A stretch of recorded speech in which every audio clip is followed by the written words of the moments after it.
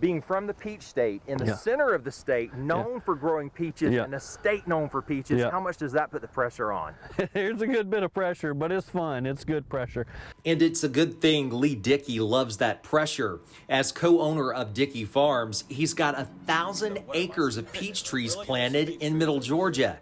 It's something his family has done for more than a century. It was my great-great-grandfather that started it. We've been growing peaches in this same area since 1897, and so this is kind of an exciting milestone year. This will be our 125th year anniversary, so we're excited about that. Right now, Dickey, along with the rest of the state's peach farmers, want their trees to soak up all the chill winter can send their way.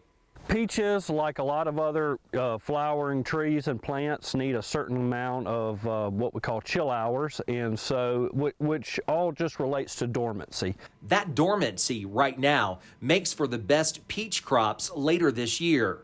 That's the mechanism that tries to keep those blooms and peaches safe.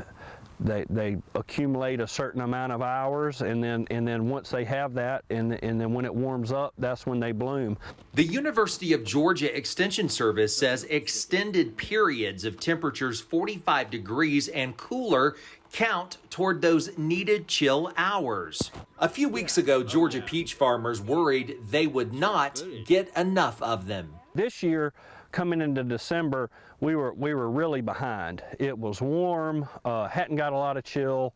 The great thing is, end of December and really all of January, fantastic weather, really cool overcast days. Dickey says he'd love to see his trees get at least 1,000 chill hours before they bloom.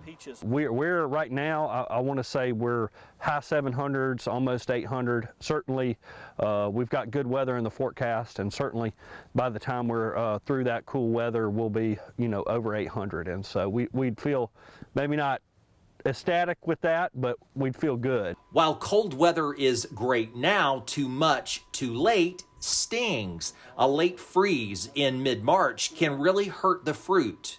If it's past bloom and there's little baby peaches on the tree, 30 degrees, or depending on the level of frost, they're very susceptible. But when they're still in bloom, you're looking at high 20s that they can handle, or a little bit more frost. And if that bloom is closed, they just have a little bit more protection. And when it comes to what Dickey expects of Georgia's peach crop this year, he thinks it's shaping up to have potential.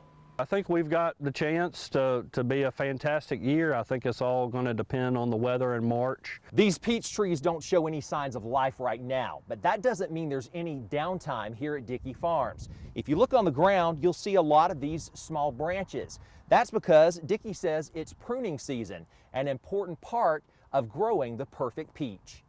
The consumer wants these large, juicy, delicious peaches, and so the pruning process is part of that, getting the size on those peaches. So we'll cut away, crowded areas of the tree, we'll space out the branches. And even after the trees start blooming, the thinning process continues.